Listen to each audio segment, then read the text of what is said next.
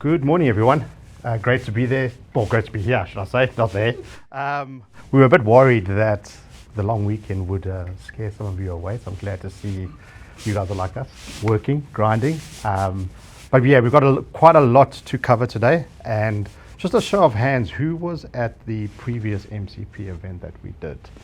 Okay, a few of you. All right, cool, great to see. So this is not really a follow-on from that, but basically in that session we focused on the MCP side of things and how we use what is known as Model Context Protocol to give our agents access to knowledge. This one, however, focuses on an architecture decision that we're going to make. And that decision is, do we deploy a single agent? Do we deploy a multi-agent? And why would we consider deploying a multi-agent? What are the use cases for that? And how do we actually go about and do it? So if you are a avid Copilot Studio user, you would have seen Microsoft got a new experience that they've rolled out now. And that new experience is not just a canvas. It's not just a look and feel or a UX for you to deploy agents. Underneath the hood, it is completely different from an architecture perspective as well.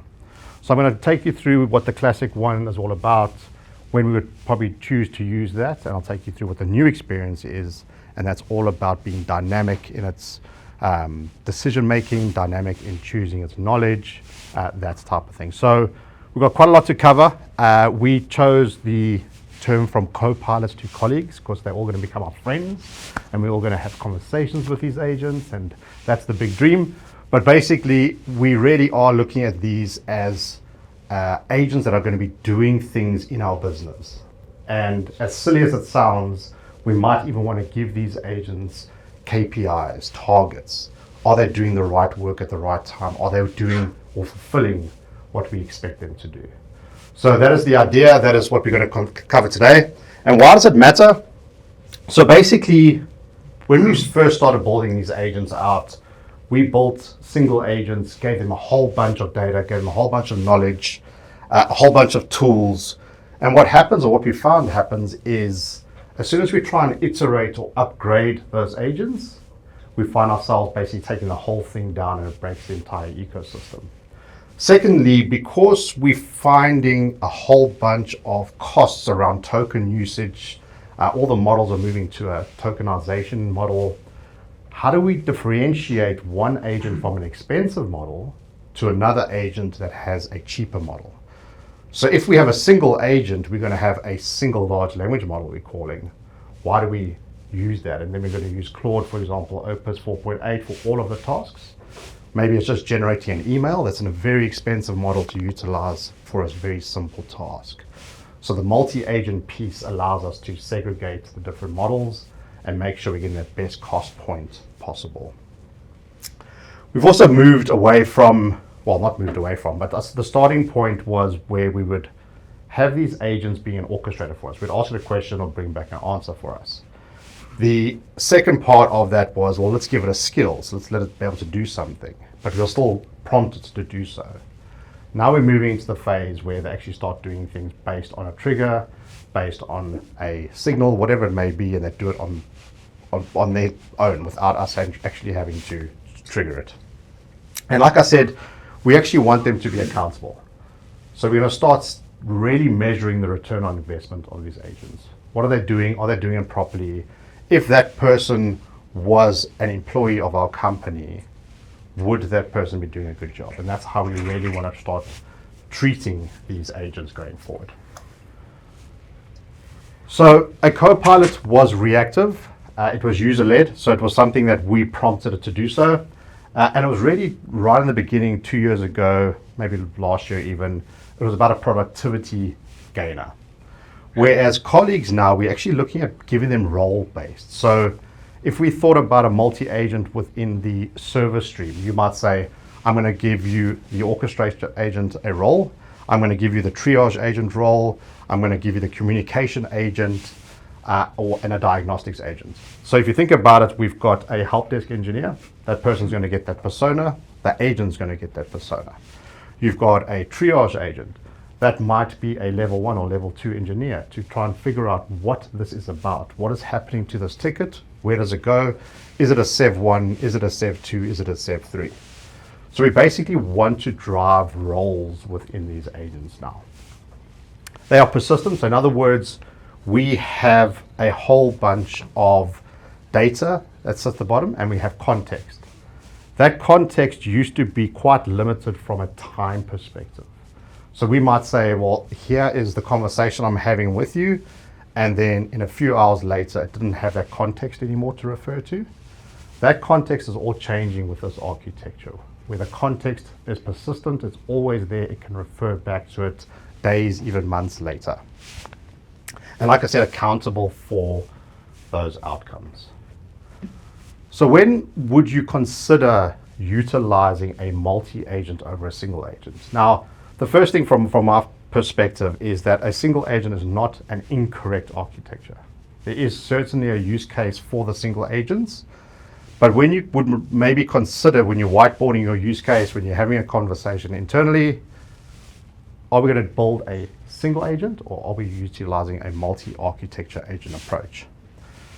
The single agent, like I spoke about, when it has multiple things that it's doing, so we've given it access to our ERP, we've given it access to our SAP, we've given it access to all these different platforms.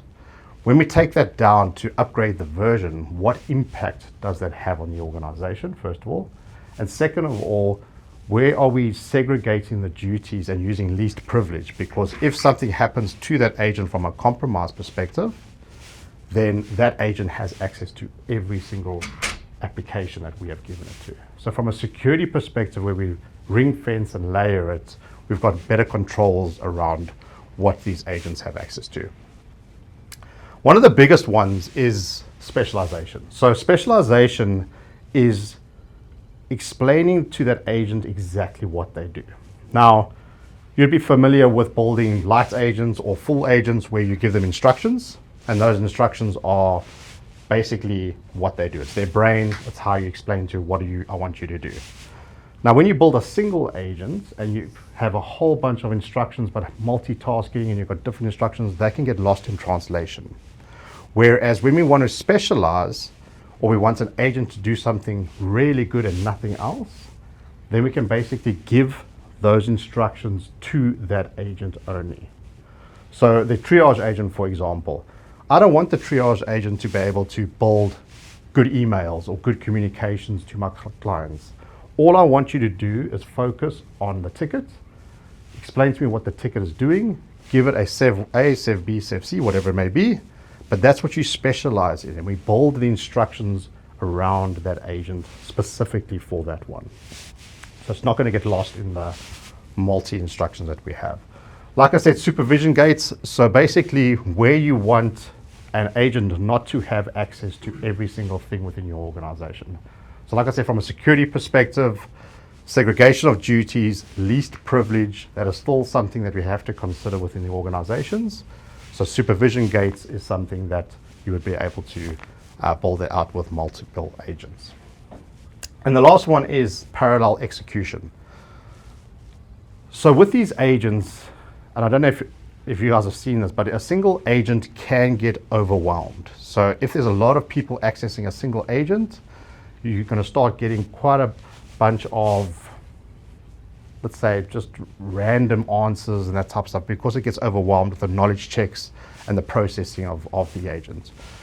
So when you start seeing that overload on a single agent, that is a clear sign for you to have a look at moving into a multi-agent, so you can split the load of the different tasks on different agents itself. So what does the architecture look like? So at the top, we always speak about human in the loop. Now, this may or may not be applicable depending on what you want these agents to do, but a human in the loop is something that we first consider for every architecture we do. So the first one would be, cool, we're sitting down, we're going to build a multi-agent architecture now, or agent, and where, in which process do we want a human to approve or to review the data before it gets passed on to the next gate? What I mean by that is this could be a communication agent. So in other words, you want an agent to deliver marketing material based on a specific topic, and it's going to publish it to your LinkedIn. Before it publishes to that LinkedIn, you would want a gate, and that gate can be a human in the loop, where a human will review it and make sure that all the content is accurate before posting it on behalf of you to your LinkedIn. So the first point of departure for me is always identify those processes where you want a human in the loop. All right. Understand what those are before we even start building out any agents itself. We always want to look at what is known as an orchestrator agent. All that agent does is take in the signals and decide who's getting that job. So who is going to get this ticket, who is going to do the communications, who is going to do the diagnostics, and basically passes that work onto that specific agent.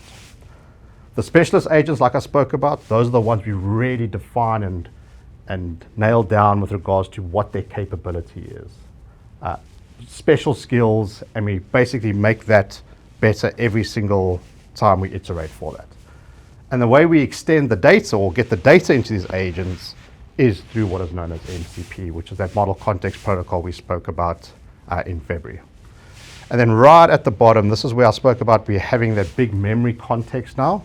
That memory and context sits across all of the agents as well as the knowledge bases itself. So human in the loop or user or human supervisor, your agents, your special agents, knowledge, and then the memory and context at the bottom. Now, MCP servers, if you were here in Feb, you would have maybe remembered I spoke about an analogy around MCP being a USB dock hub. So I've got a dock, and it's got two USB-A ports, two USB-C ports, and I have a single USB-C port on my laptop. I plug it in, but I'm able to access my thumb drive, my external hard drive on USB-A and USB-C. That's exactly what an MCP server is. It has access to a bunch of knowledge behind it, but we have a single entry point for the agents to be able to access that knowledge. So there, I've just spoken about it here, where we have a bunch of data sources all through the USB-C port into the agents itself. But there's a new thing, and it's not really something that we can configure ourselves, but it's a key point of how this multi-agent architecture works. It's called A to A, or simply agent to agent. And what happens is, this is how that orchestrator agent is going to pass the knowledge or pass the task to the different agents. And it's all done through a technology called A to A. Like I said, there's not a lot we can do with this besides adding the different agents to the different agents. It does this in the background automatically. But just from a full stack perspective, we're talking about knowledge, MCP, and from a process perspective, we're talking about A to A from an agent side of things. So just some design patterns that we can think of. So I've spoken about the orchestrator and the specialist one, where we have a single person basically handing out the work to the agents. Another interesting one is what we know as planner, worker, critic. So the planner itself is what plans the task. So create me a marketing campaign to sell these shoes in winter because they are warm shoes. And basically this is the type of audience I'm trying to sell it to. The planner is then going to take that, plan that all out and say, cool, this is how I'm going to deliver it. Give it to the worker to create that content. But the kicker here is we have a critic. So in that agent for the critic, we're basically going to set instructions to say, I want you to be a critical of any documentation that gets delivered or created, compare it to this site and tell me how good or bad it is. And basically this critic is going to come back to the worker and say, I don't believe the person that's asked you to create this is going to be happy with this work. This is the type of work they're looking for. And basically they go back and forth until they're both happy with the content that they've given you. Once they've done that, it passes it back to the planner, and then it's passed on to the human to be able to basically approve it. So it's a very interesting way of thinking of it, where you're basically putting a safety gate in from a critical lens perspective. And then I spoke about human in the loop. So this is human in the loop, where I'm a firm believer that we should always have some sort of human in the loop when we're creating these agents, but you may choose not to. But these are the design patterns that you can consider from a creation perspective from a multi-agent. So just before we go into the demo, there is a couple of things coming up that's new in MCP. So I've spoken about the continuous state of persistence. So basically, we used to have quite a big limit where in a couple hours, it will all fall apart because it couldn't keep that state. So an example there would be a human in the loop to approve a specific workflow. So let's say we have a PO creation for stock. The agent creates that, it sends the email to the person that has to approve it or puts it into Teams, but that person's on leave for the next 2 weeks. What would happen was that state would actually fail because it times out.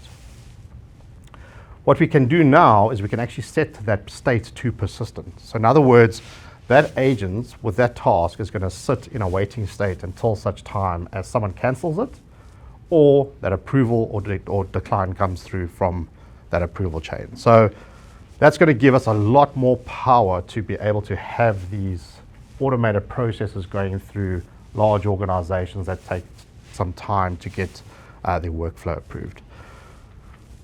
The second one, progress tracking, is something that I think we still do not have a great grasp on. So this is something where, what is my agent busy with? How do I actually view and see where in the steps it is? We actually don't have a great view of that. There are a couple of third-party tools, but even those, we don't have a great view of that dashboard to say, oh, I know that my ordering agent has passed the PO to this person, unless we go into the agent and actually have a look at the flow and what it's doing. So the MCP side of things, I know that they are busy building some very cool dashboards where we can actually see exactly where these agents are within the different processes. Automation reaction, we've already got this. So this is event-driven triggers where we can notify different events and alerts.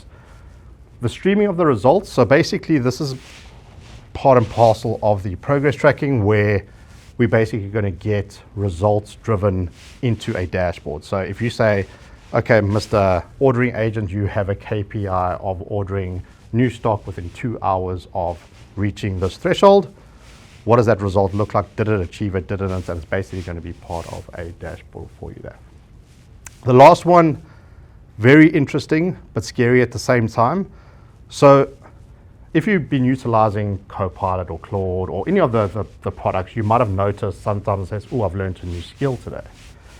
And these agents we can either upload those skills and actually give it to them via what is known as a markdown file, or they basically learn a new skill from us interacting with them. Now, right now, the way it works is that that agent gets the skill and it basically stays with that agent. What dynamic agent binding is going to do is going to basically allow these agents to advertise the skill they have. All right, so if we have 10 agents within our organization and we enable dynamic agent binding, the one agent will be, okay, I can know how to order stock for backpacks. The other one might say, I know how to create communications. And there might come through a request for the ordering agent to send an email. It's going to say, well, I don't know how to do that. And what would happen today is it will fail and say, I don't have a tool to deliver that. When we enable this, it's going to say, well, I know how to do that. Do you want to ask your boss that you can use me? And basically that agent's going to come in and do the work on behalf. So they're going to basically advertise what they're capable of, and that's going to be in a central repository for all those agents to say, well, I can help you, but get permission first, or if we don't have any gates, then it'll basically go and do it on its behalf. Great, just a question on that. You know how we used to, it should be known that the agents need to do the same task a million times to be able to learn something. And you said that some of these agents will be learning based on, interactions that we are having. Is there like amount of time or times that we have to do it for the agent to learn now shrunk down to only 10 times and they are good at it? Or? Yeah. So there's no like number of, okay, do it 10 times and it'll learn it. It's basically, as soon as the model gets a confidence level that it knows what you're doing repetitively, that task, it'll learn it. But when you want to add a skill, you can add it manually, and then it will know straight away how to do that. Yeah. But there's no, there's no number that you can just say do it 10 times. So I've learned it. Correct, because I know how to do it now. Yeah. So yeah, dynamic agent binding is something that's going to be pretty interesting to manage. And I think when we're building these agents and have these gates in place, this is going to help you a lot to control that. If you don't have the gates in place, I think you might find yourself these days, why is that agent getting involved in this work here? It shouldn't be, type of thing. So yeah, just something to look out for there. So just from a demo perspective, so being in IT, I thought, and I've spoken about it today as well, around a ticket getting logged or a server going down or something like that. Basically comes into our ticketing system, it gets triaged, the communications get sent out, the diagnostics get done, etc. So I thought, let's build out a multi-agent that's going to basically be that system for us. Okay. So what we're going to do is we're going to jump into Copilot Studio. So this is Copilot Studio's new experience. So you can see at the top right there, this is what the new experience looks like. Now, if I click on new agent, so like I mentioned in the beginning, I just want to dive a little bit deeper into this. This is not just a new skin and with the same classic view of it. And I think Microsoft needed to do a bit more when they announced this, because what's happening underneath the hood here is a complete architecture change when we design these agents. So the classic version allowed us to create topics. If you remember correctly, you can create topics, you can create static answers, you could add connectors, you could add, there's a whole bunch of more you could do. And I've got a lot of questions like, well, why did they release this and it's got half the functionality? And the reason being is because they are completely different. Classic is there for you to create those very defined agents. So if you're looking for something, agent, I want you to go from here to here, and you must use the same road every single time. Classic is the way to do that. Classic's also going to allow you to add those topics. We can't add topics in the new experience. Now the reason being is because Microsoft basically, right in the beginning when Studio was born, there was a thing called Power Virtual Agents. Now Power Virtual Agents was the first agentic type of platform that Microsoft had, but it was more part of the Power Automate, Power Platform side of things. When the generative AI piece came on, the large language models were bolted on top of that. Now, PVA became Copilot Studio, but the classic version was basically a bigger version of Power Virtual Agents. This has all been redesigned now, and with the new canvas or the new experience, when we're building these out, by default, they're taking the same approach as an MCP server would. What I mean by that is we are passing the capability onto the large language model to decide how best to get there. So instead of us saying, you will use this road every time, we are now saying, cool, I'm going to give you the tools, I'm going to give you the car, I'm going to give you the petrol to get there, but you can decide how you're going to get there. All right, so one is not wrong. One is not, I don't know how long Classic will be around, probably for the next couple of years, I'm guessing. Big kicker, there is no way to right now to convert a Classic to a modern agent. So if you create one in the Classic experience, we can't migrate it at the moment. All right, so really think about which one you're going to utilize when you sit down and create it. It's not just the experience itself. Basically what's going to happen is we're going to create this, and I've just typed it out so you don't have to watch me fumble my way through while 60 odd people watch me try and type. It's not the greatest experience. But basically what we're going to do is we're going to create an orchestrator agent, we're going to create diagnostics agents, a triage agent, and a communications agent. All right. So the first one we're going to do is create the orchestrator agent. All right. So what I'm going to do is just copy and paste this stuff. So in here, give me the name of the orchestration agent, and then here I have the instructions. Okay. So basically I'm saying that you are a central incident response coordinator, a colleague, not a co-pilot. So this is where we're starting to give them roles. So I don't know if you've heard of, there's different types of prompts, and the one is where we actually say you are a project manager or you are a vet, and you actually give them that persona, and we seem to get a lot better responses and a lot better or accuracy from these large language models when we give them a role. So that's the type of thing where we're saying from co-pilots to colleagues, because we're saying you are this, and this is the role you are playing within my organization. So basically we've got that as the instructions. Now, in the real world, you would basically have a really well thought out instruction set for these agents, because this is their brain. When something hits this agent, this is the first part it goes to understand how to utilize that data.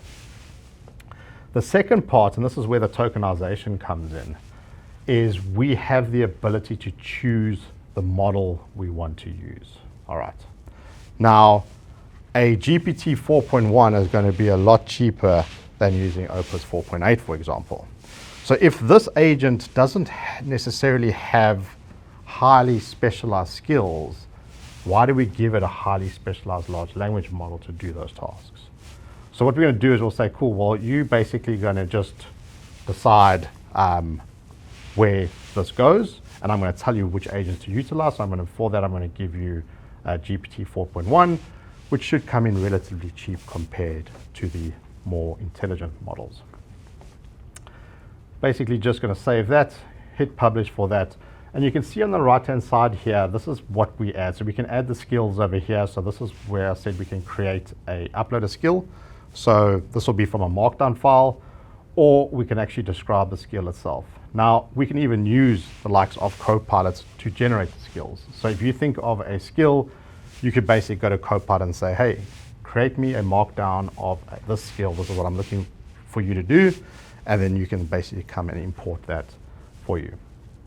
We can also add the tools and the knowledge, etc. But right now, I'm just basically going to leave it all default. And then next, what we're going to do is we're going to create the triage agent. So as you're building these agents, Mm-hmm. in the context of this example, you're grouping a number of agents to achieve a particular outcome. Correct. Is there a concept of grouping agents, or are these agents available to any particular workflow or any activity? So your communication agent will be working for that one and that one. So workflows, yes, an agent can, a single workflow can be assigned to multiple agents. You're going to see over here what we're going to do is we're actually going to add the agent to a main agent. So generally that orchestrator agent is going to be the one that receives all the signals, and then it passes it through. So whatever that central agent is the one that's going to be driving the data of the process. A group, correct, nested, yeah. So here we have your triage agent. So this is triaging, so I'm basically going to give you a little bit more power. So I'm going to maybe go with Opus 4.8 because I want you to do the analytical side of things. So we'll just publish that. And this is probably one of the biggest things from a cost perspective, is being able to utilize different models for different tasks itself. So you can see at the bottom here, I was speaking about that context staying alive for a long periods of time. You can see at the bottom here, the memory piece. Yes, it's in preview right now, but this is going to become a core component of these multi-agents over long periods. So if you have a process that's running for days or weeks, that memory access is going to be a key component of it there. Sorry, stupid question. No. Whose account is that going into? Is it an organizational account? Is it an individual's account? Or for the models? For the models. So basically, depending on how we set up the auth, so generally if you put it as a, let's say you put it as an anonymous agent, then it's whoever you're linking the knowledge to as. But if you register it and you auth against Entra ID, for example, that authentication token is used as the user logging in. So I would log in as Craig, and then this agent will only have access to things that Craig has access to. And it's all done through the enterprise app registrations within Entra ID, etc. So here we're doing the diagnostics agent. So the diagnostics agents, again, I want you to be quite clever, so I'm going to give you Opus 4.8. Again, just the instructions that we have over there, going to publish that. And then the last one I'm going to create is the communication agent, who is going to be able to generate emails, Teams messages, that type of stuff, and give that specific instructions on how I want you to do that. All right, so basically those 4 agents, and I'll show you now how we're going to nest them. Just wait for this to get published. Cool. And then the last one being the communications agent. There's the knowledge. Save that. And because you're communication agents, you're going to basically create text.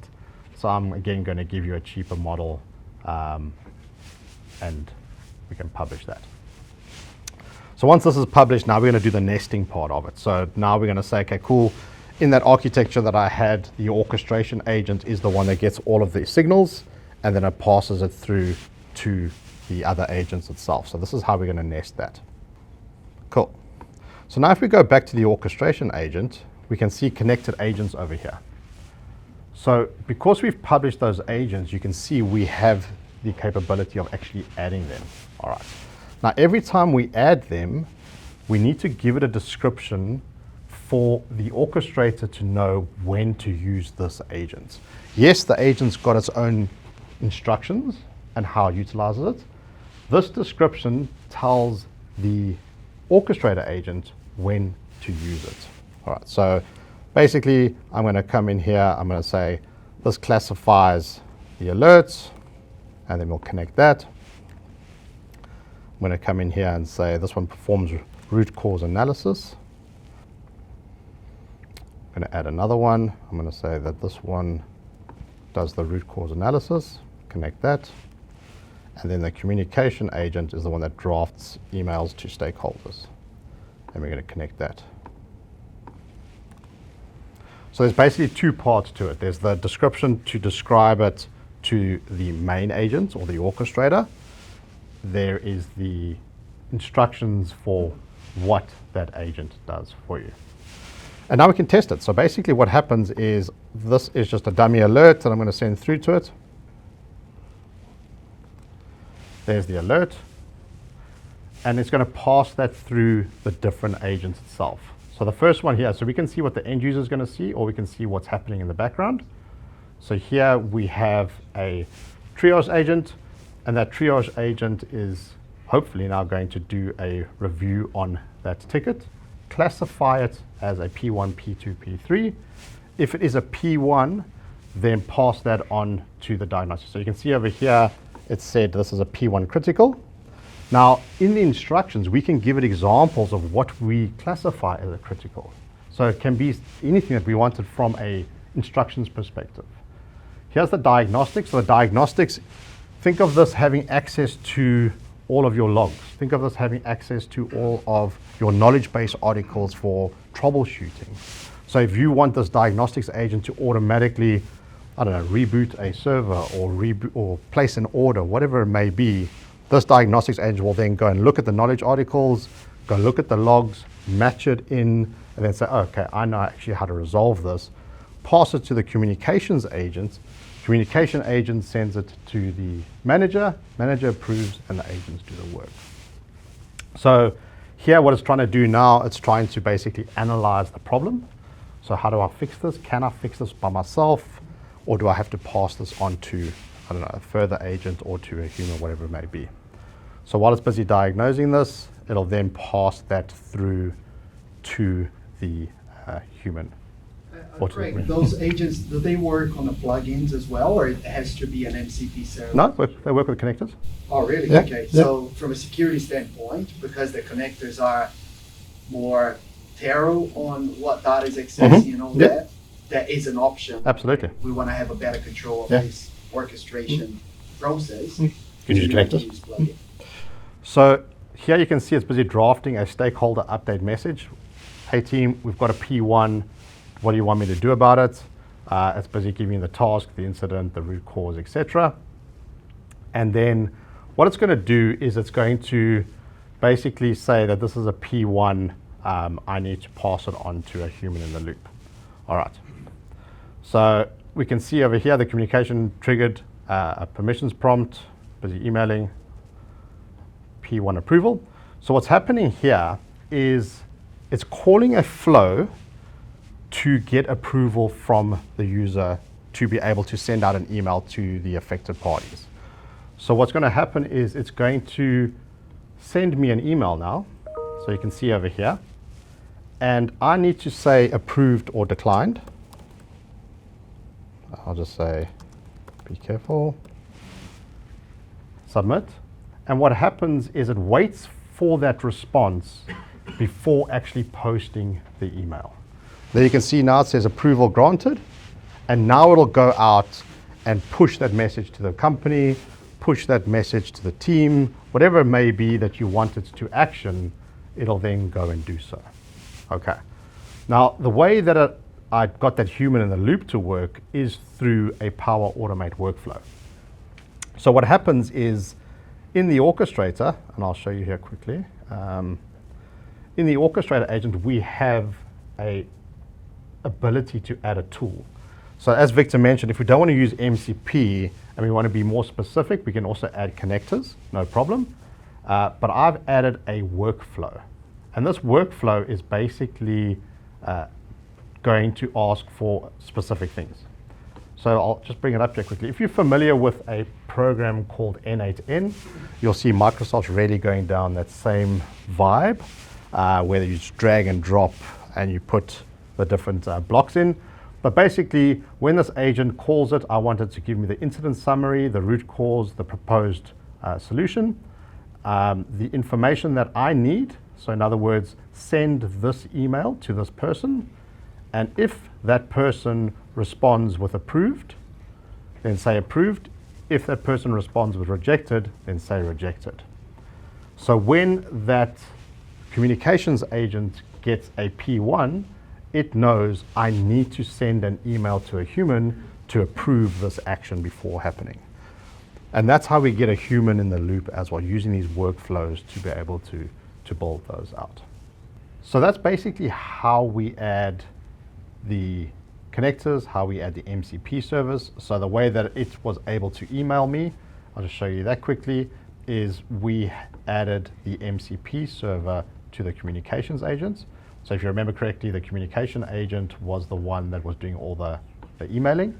So we added the WorkIQ Mail MCP service for it to be able to do that.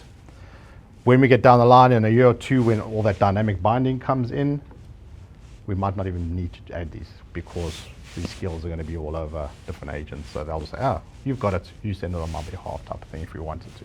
Bit of a scary approach. Before I move on, another very cool site that I use a lot, mcpservers.org. So if you're looking for an MCP server, if you're looking for agent skills, this is a very cool site that you can download different skills, import these skills.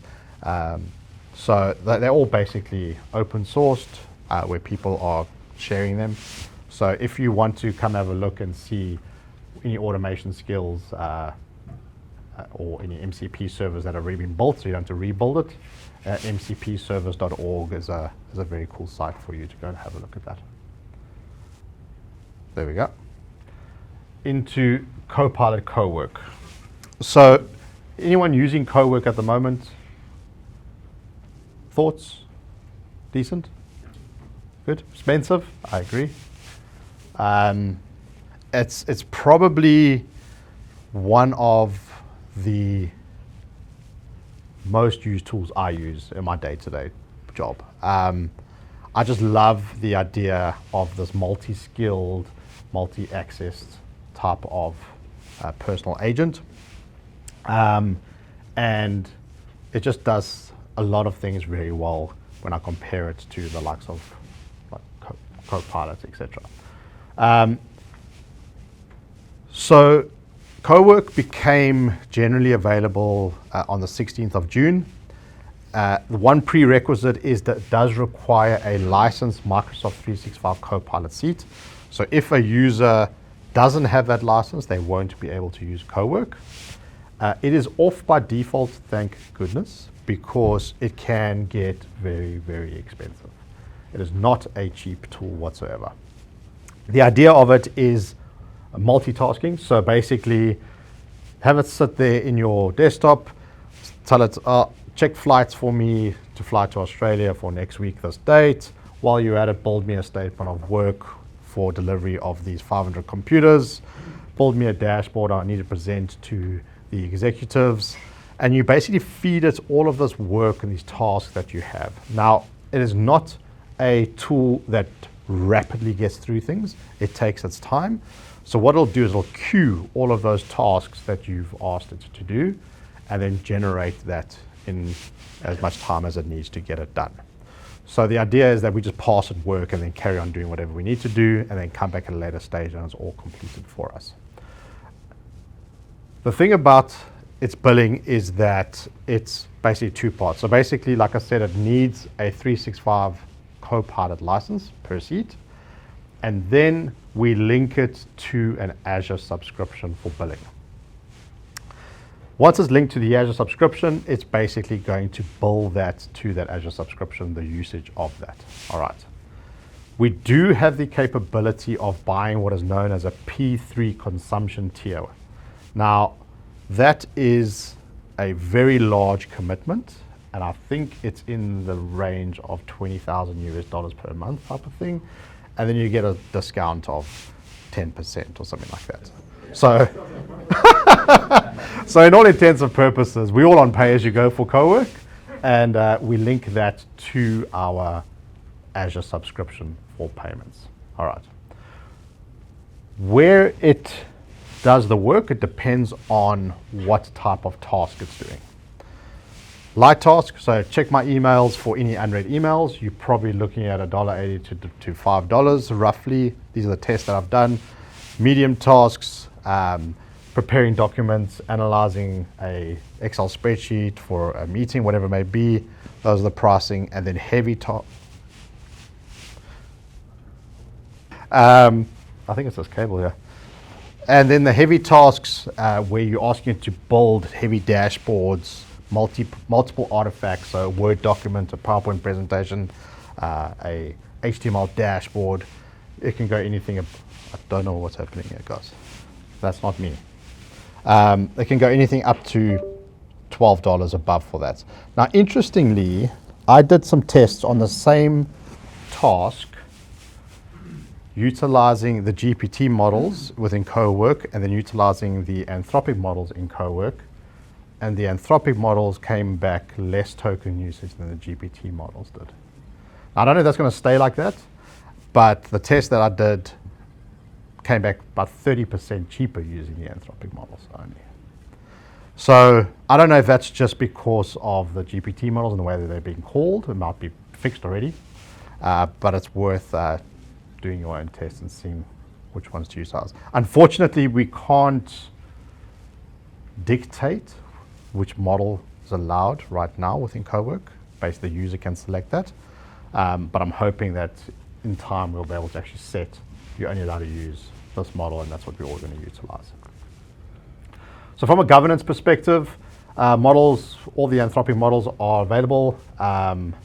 There's a thing called a Cowork One coming through, which is apparently a cost-optimized model Microsoft worked on for Cowork that is earmarked to be a lot cheaper than calling these other models.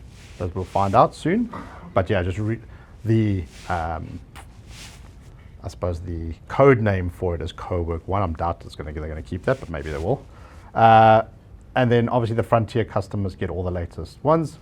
In the 365 Admin Center, and I'll show you that quickly over here, we basically have the capability to control the Copilot Cowork piece. All right. So within Cowork, we have the overview. So there's the one user, how many tasks, how many credits are being utilized. From a usage perspective, how many credits are being utilized, which users are utilizing it. The nice thing about Cowork is when we do turn it on, we are able to set these limits on it, all right, which is great to see. So basically, if we have a look over here, This is showing you all of the total Copilot usage. And then here we have different policies. So you can basically create a spend or cost management policy per user group. Right now it's security groups, it's not to an individual user. So we'll create a security group, add the users to that, and apply that to the specific group. One kicker is if you have multiple spending policies, and I don't know why Microsoft, I know why they did it, but they shouldn't have done it this way. And I have an all users policy and the credit limit is set to 10,000 credits per month, all right? Then I go and I say, all right, Mr. Group C, I don't want you guys to use 10,000, I want you to use 5,000. Everyone's gonna get 10,000 limit. That 5,000 is not going to apply. All right, so my suggestion here is never set an all users policy. Always be very specific with the policy you set to your groups, and then set them on a group level rather than all users. Because as soon as you set that all users group, a policy that applies individually is not going to apply anyway. All right, so it's the least restrictive, that one that's going to apply to them. So yeah, that's how we can manage the co-work side of things. Very cool tool. I'm not going to dive into it too much, but basically co-work is going to allow you to have multitasking. We can also schedule the specific tasks if you wanted to, but it's going to basically be able to build a whole bunch of things for you. It's a very cool tool. If you haven't played with it, it's worth giving it a go, but please set those cost management pieces. Maybe in the future we'll do a deep dive on co-work because it actually does warrant that. It's a very, very cool tool itself. Last things from my side, there is a change in the billing options. So basically what's happening is we had builder credits, as you mentioned. We've had pay-as-you-go options, and then we've had something called Copilots Studio Standalone. And the Copilot Studio Standalone gives you 25,000 credits per monthly subscription. That monthly subscription is around 380 New Zealand dollars per month. You get those 25,000 queries of credits, and if you build an agent within Copilot Studio and it utilizes all of that, basically everything stops, but it does give you that ceiling or that cap that people are looking for. What's happening is AI Builder credits are falling away, and it's going into this Copilot credits thing. So when you purchase the Copilot credits bundle, both AI Builder credits as well as Copilot agents or Studio agents are all going to be utilizing the same credit bundle. There's not going to be separate currency anymore. This is coming and it'll be fully implemented by the 1st of November this year. All right. So if you are someone that uses AI Builder credits, that's going to be phased out and moved into the Copilot credits for you that you'd have to purchase for that. Okay. Basically what's happening is Microsoft is going to try and centralize Copilot credits being the one currency for everything. And I'm hoping that with that, we'll also see a co-work being able to pull from this pool as well. Right now, it's only against an Azure subscription, but it would make sense if Microsoft is saying, well, Copilot credits is the central currency, then co-work can pull from that. Also, when we build Copilot Studio, can pull from that, and then obviously AI Builder credits as well. Okay.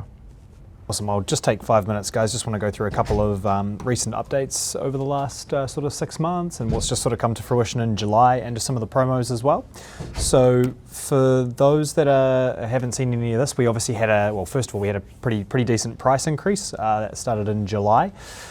So at renewal, after July 1st this year, but we also had, I guess more importantly, some, more capabilities added by Microsoft, which is often not the case with a price increase they've done. So for anybody, I'm just going to start around like the business side, so SMB suite, under 300 seats. I'd say probably the biggest call out there was obviously adding Copilot Chat, which many of you are probably already utilizing, added that into all M365 subscriptions at no extra cost. And I'd say the second big one, which I think was a long time coming, is an additional 50 gig to Exchange Mailbox too. So we always had Exchange Plan 1 with a 50 gig storage. they've added another 50 gig. It's not technically Exchange Plan 2, so you're not going to get like e-discovery and those kind of premium features, but you will at least get that 100 gig mailbox, which is pretty cool. So that was a pretty big change from July 1st for the SMB side. From the enterprise side, so O and M365, Defender for O365 Plan 1, so safe links, attachments, that sort of email filtering function around the Defender side was added to E3, which was quite cool, something that was never included, and probably a long call out to sort of match the business premium users. And then the other big change was around Intune. So anyone that's been playing in that Intune Plan 2 space, so things like remote help and some of the advanced analytics, that's added into M365 E3. So that was a pretty cool expansion there, as it's a pretty expensive product. And then for the E5 users, they've added a few even more advanced capabilities. So some of the endpoint management, application management, and the cloud PKI stuff. So I guess as much as we've had these price increases, it's nice to sort of see a bit more ROI back into actually your functionality and what you can obviously use from Microsoft. So other than that, just wanted to go through just one last slide just around current promotions. So Microsoft always run these promotions. They publish a guide that actually anyone can download once a month, so usually around the 4th of every month. And it goes through all of the new Microsoft promotions that have come out, and everything under CSP basically that's offered as a discount, you can see there. Now, it's probably worthwhile noting that a lot of these have first purchase constraints. So when you look at things like the E3 and E5 promos at the top, that's often first purchase constraint, so meaning that if you've had, say, an E5 in the tenant or an E3 there before, you won't be able to actually purchase and get that discount. There's a really easy way for us to validate that for you, though, if you're looking at taking advantage of one of these promos. So you just have to reach out. But these are, like I say, they're always evolving, always revolving. Microsoft tend to really incentivize those premium products. So anything around E3, 5, E7, Copilot, there's probably a discount available. We just need to work out if you're eligible or not. So again, a lot of promos that have just released, a lot that are that will be continuing, and a lot of actual new pricing around some of the Copilot for business bundles with Business Basic Standard Premium that they've actually brought down as like a standardized price to be cheaper overall now. So a lot of options around promos now also. That's all I really wanted to quickly just run off.